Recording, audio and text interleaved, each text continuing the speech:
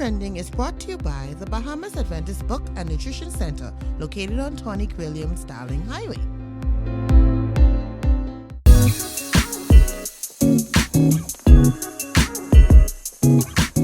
Hey guys, welcome to Young and Trending here on Word SVC 88.3 FM, where we always aim to be bold, be true, and be heard. I'm Tyler. And I'm Pastor Nasa. And this afternoon, we're asking, is it worth it? Is it worth it? Is it worth it? We're getting into What is it worth it? Sorry, I said it. No, go ahead, man. That's it. We're getting into hustle culture. Yeah.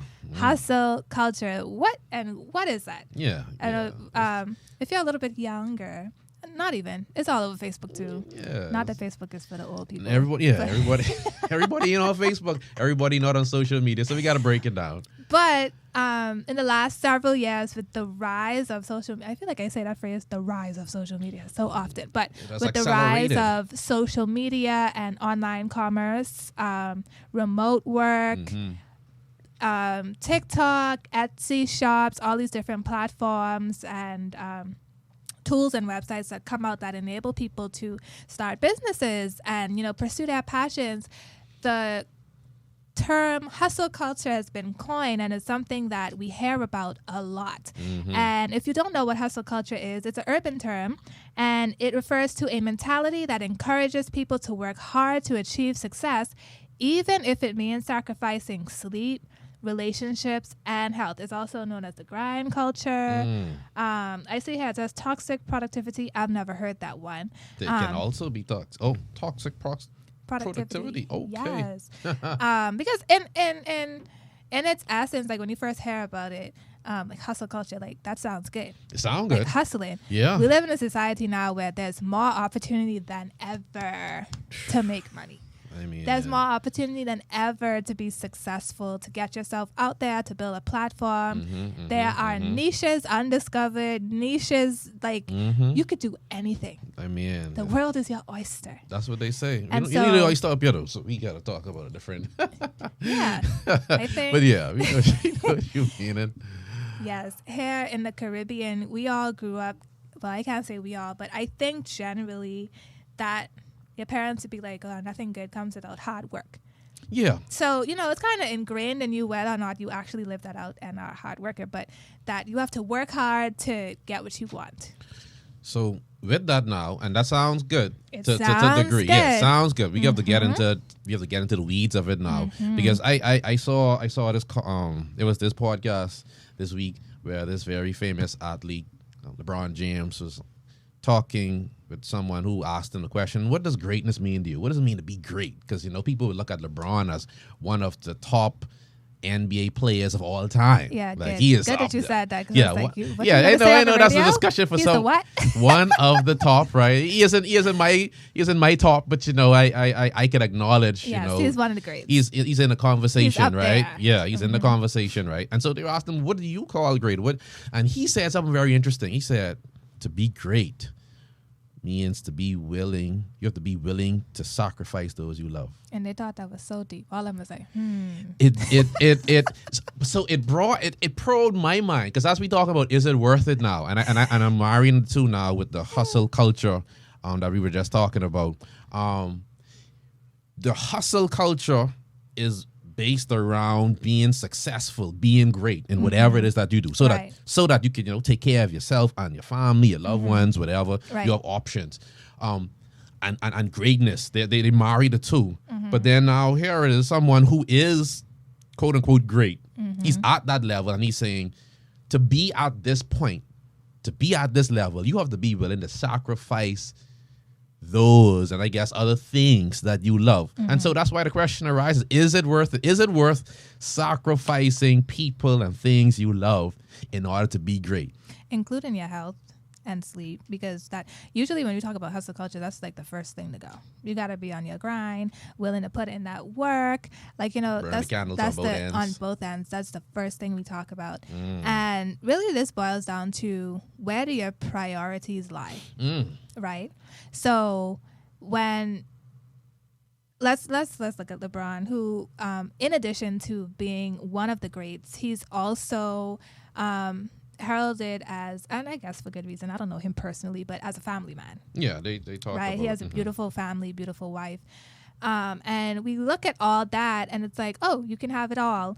Or you look at that and be like, well, nobody in that house should be complaining because look at what he's providing. And so therein, you have a lot of people who look at that and it's like, oh, well, he's leaving behind this legacy.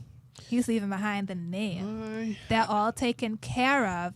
And so whatever sacrifices they had to make along the way, you know, it all added up in the end to what they have now. And for a lot of people, that's the goal for them. That's worth it for them. That is worth it for them. That's worth it for them. And you know what? Who are we to say that's not worth it? I mean, we have to be real, right? Let's be real because let's be in the realest of real. We don't know what that feels like. Yeah.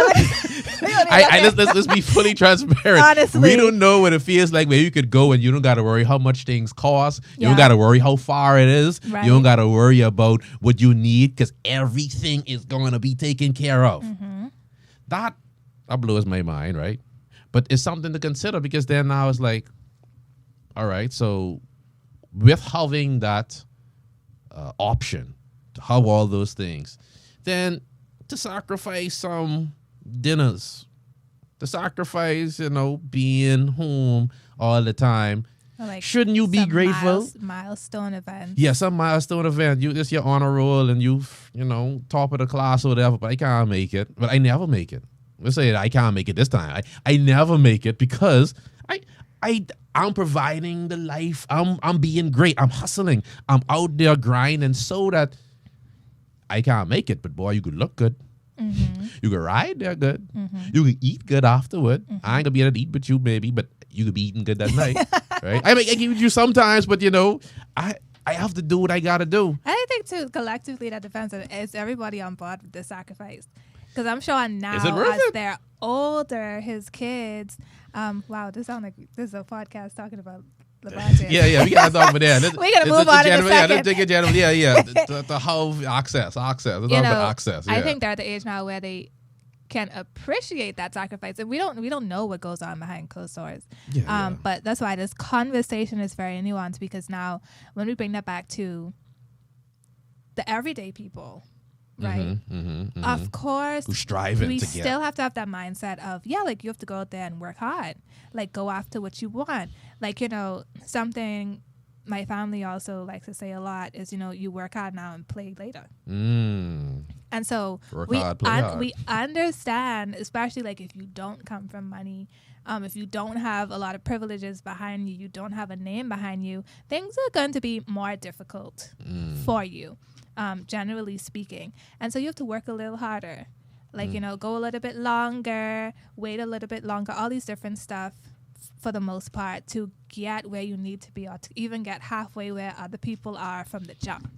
And so what do you tell those people? Is that then considered hustle culture? Because some people were born into circumstances or grew up in circumstances in which they are determined, as they should be, to get out by any means necessary, because they want to be in a better place than they were, and they want to provide better for their family and the people coming after them. When you look at these very rich families, and we're not going to talk about where they got their money from, but whose forefathers invested in these things or built something, right? Built something, and now they're benefiting off of that. You look back at the work that they put in, so the other people didn't have to do the work, and so you look and say, well, it kind of looks like it's worth it, but what is your goal? Do you value family above all else? And even in valuing family, do you value time spent with them and memories? Do you think that is more important than singly providing for them? So I think that this brings up the subject of priority, is like we sort of alluded to earlier, and as we talk about is it worth it, it brought to my mind, but can you change your circumstances? Can you change your trajectory unless you sacrifice them? But can you attain the success and the greatness That's different from should you even be striving for it? Should everyone strive to be that great? That's a different conversation. We can probably touch on that. But if you're going to be a part of the hustle culture, if you're going to be grinding and trying, can you attain that without making sacrifices? Well, the unfair thing is, yes, you can. We live in an age where today, one silly video on TikTok blows up. And those people. Oh, I got a story on that. And, and then like it takes off from there. Like somebody who really struggling with their like $15 a month, like, their product blows up on TikTok. And, not saying they weren't working hard before, but sometimes, and unfortunately, those are the people that we see. And those are the people that we realize, hey, that's the 1 in a million. That's not what's going to happen for me. And that's why a lot of people are inclined to go even harder because they feel like, they know that. I can be that next 1 in a million. The chance of that happening is very small. So I have to go the extra mile. Like I have to put in the work because also we know like opportunity is, preparation meets whatever. Y'all know what I'm saying. And so we understand like you should be putting in the work behind the scenes. Like that's your success story. Yeah. Like, So when that opportunity comes, all of this would have been for something. See now, and so that raised up, and I saw also earlier this week, I saw this little news article story. There was a mother who has 3 little boys. Mm-hmm. She quit her job so that she could become a social media influencer. Had to move into a motel, and after some time, subsequently, she's now homeless.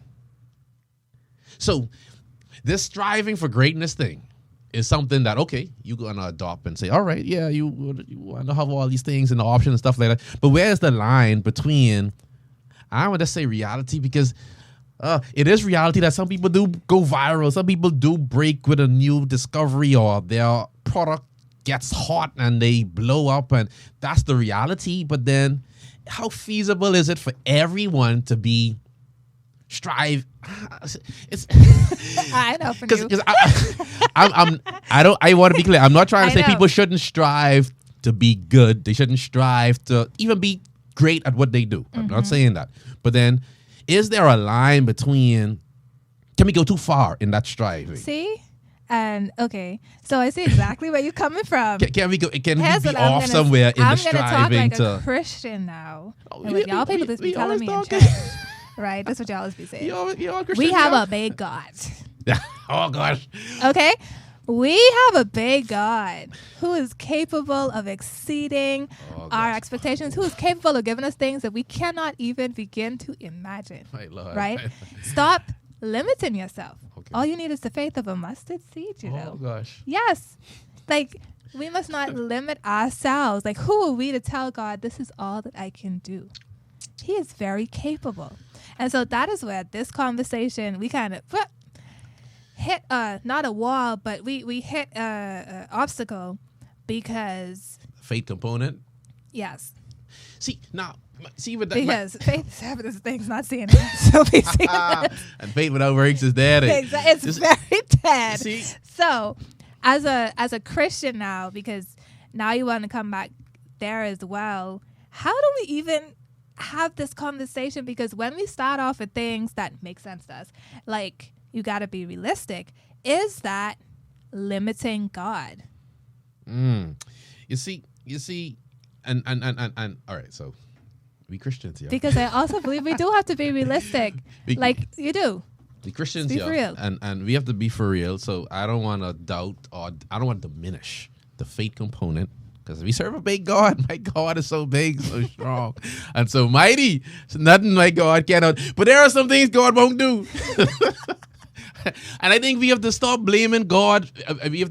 We throw God in front of the bus sometime. Not that God can't survive. He hadn't hit from a bus if that was to ever happen in the proverbial sense of, the word. But we throw God where God ain't put himself.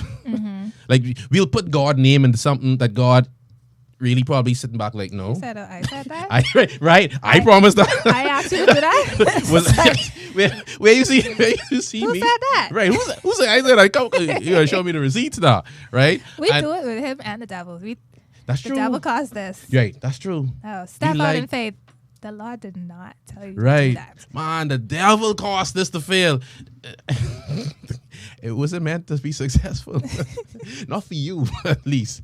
And that's why I keep saying, like, where's that line? Because I think that's the tension that exists too. We as persons of faith, we believe in a big God who can do things beyond our imaginations, who can take us, who really can make us great. But at the same time, the reality is God hasn't called us to be great in everything that we determine we should be great in. Yeah. See, that's the distinction there. Because we could say, I should be great in this particular thing so that I could earn $1 million doing this thing being great. Mm-hmm. That might not be the greatness God called you to. Because look at Jesus. Jesus was great. Changed the world. Great guy. The Bible say, man, he ain't had a pillow to put his head on. And he say foxes of and holes. He was simple looking. Son of man, he wasn't handsome. All these pictures of Jesus, this fine Jesus all on the windows and all his pictures. And the Jesus who was walking in Galilee, looking like a regular Joe. That's the reality. The Bible say people ain't gonna look at him. He wasn't comely. Right. He wasn't handsome. He was somebody who would look at, who this boy is talking like this. That's why he tried to stone him. They say you're too ugly to be talking like this. We can't, if he was handsome, we could follow you a little better. You can't be talking like this. You was our king. No, sir. You would look kingly at all. But this was Jesus. And I dare say, he was the greatest ever. He is, because he's alive, right? He is the greatest ever. Yes. But he, very by our standards, was not looking great. Right. And I think that sometimes we in our strife for what the world would call greatness, and that's it. We compromise and decide to sacrifice some things that we perhaps should hold on to. Mm-hmm. So we should be great at what we do in our job. You may be in the career you feel, but it's not worth your family. Right. It's not worth your family. It's not worth your relationships. It's not worth your health. Right. And finding that line for you, wherever your situation is, I think should be of the utmost, the paramount thing at the top of your mind, finding that balance. Because I heard someone say, you've never heard or seen someone who's been uber successful, or uber rich, or whatever, on their deathbed talking about what they accomplished and the work they were doing. They spend their time talking about the relationships, the people who care for them, people who are around them, the things that matter. And so I don't think that we should be. But I guess to bring it a little bit more focused back down again to is, where is this obsession? Where does it come from to be like, everyone have to be going to be great? Where has this come from for us to be in this state? I think it's a societal shift that has happened with more people going out into the workforce. It seems like there's less jobs. Things are there's a lot of. When you say more people, stop it. At one point, everyone. No, even our producer was like, show me. All right. Anyway, go ahead. And there are a lot of opportunities out there for people. We have a lot more options, and kind of like something got to stick. You look online, and people they make a little bit of success, and then they sell ebooks on their little bit of success and make more success. And everybody's a motivational speaker, and everybody's a personal trainer, and all of these things are great.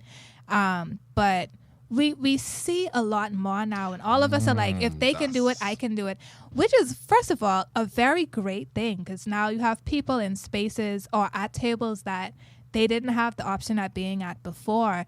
Like, you know, the world is more advanced in a lot of ways, and so people want to work hard, and they do work hard. They go to school now. Like, people are more educated than they've ever been.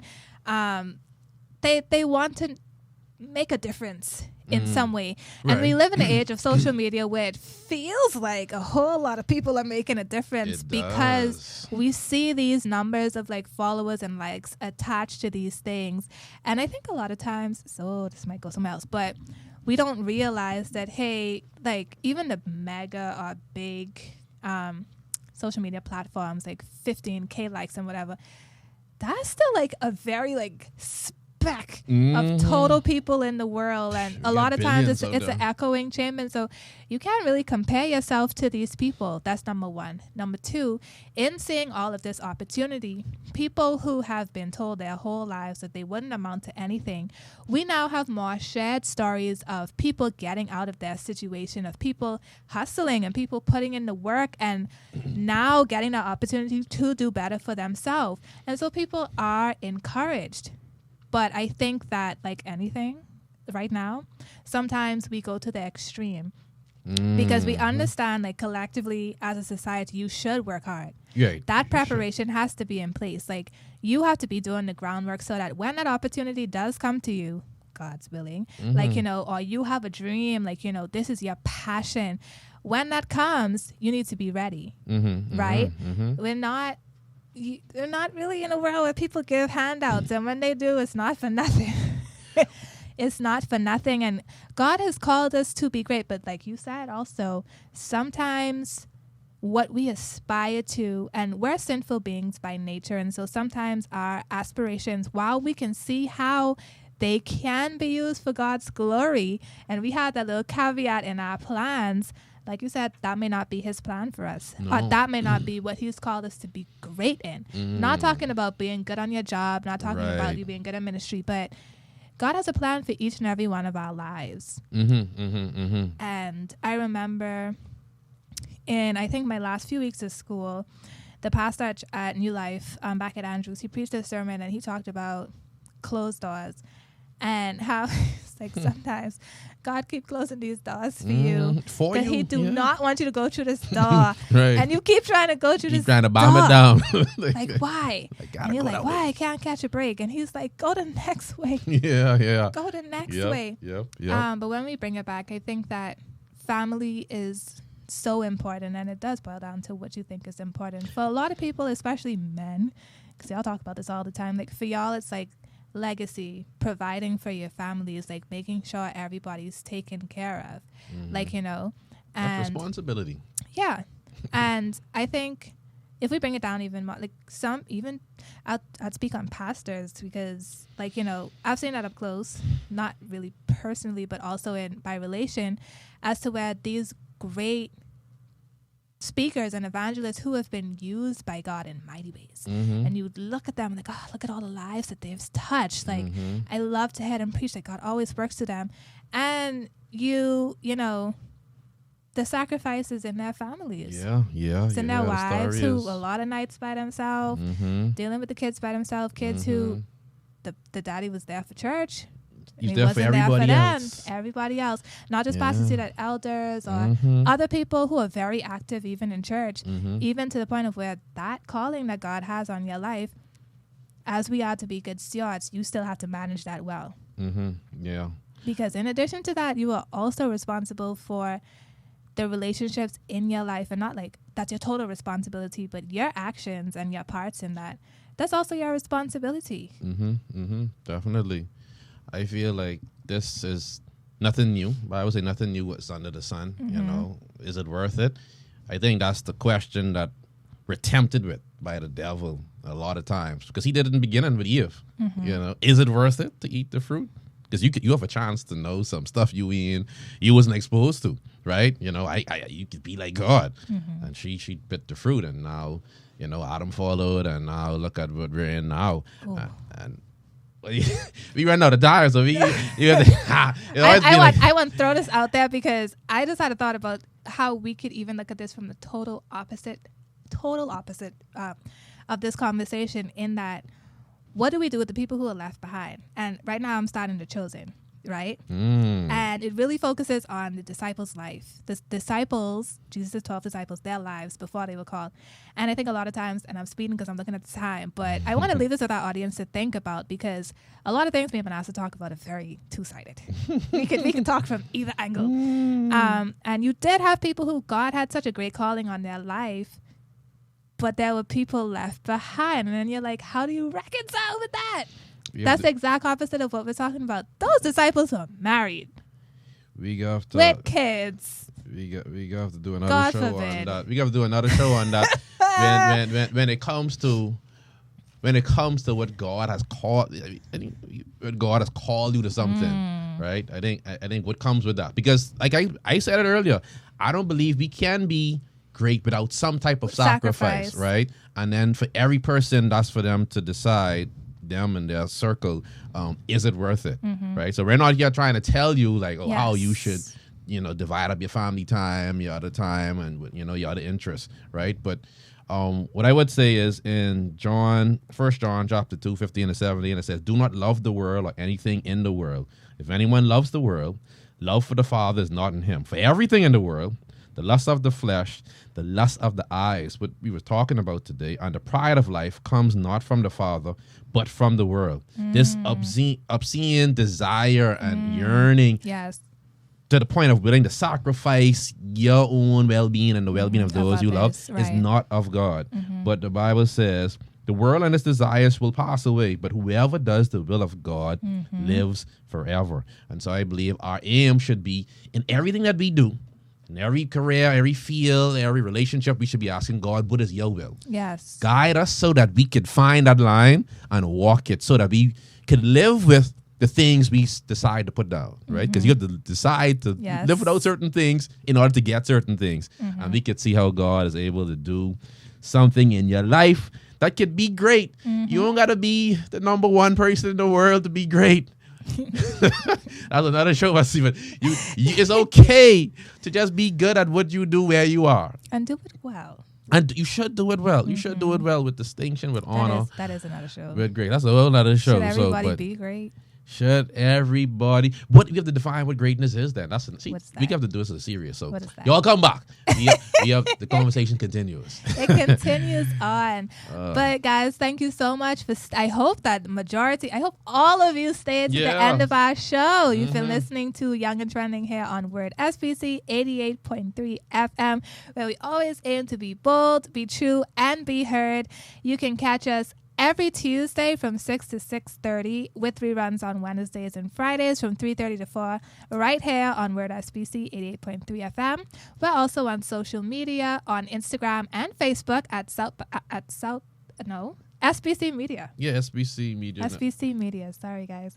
At SBC Media. And not really recently, but we've migrated over to YouTube as well. Yep, right there. So if you missed the first half of our show, if you missed the second half of our show, you can go right there to South Bahamas Conference on YouTube and watch our shows.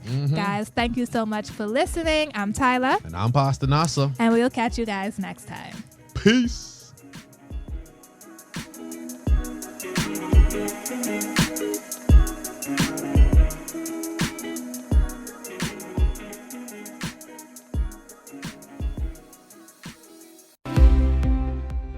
Young and Trending was brought to you by the Bahamas Adventist Book and Nutrition Center, located on Tonic Williams Darling Highway.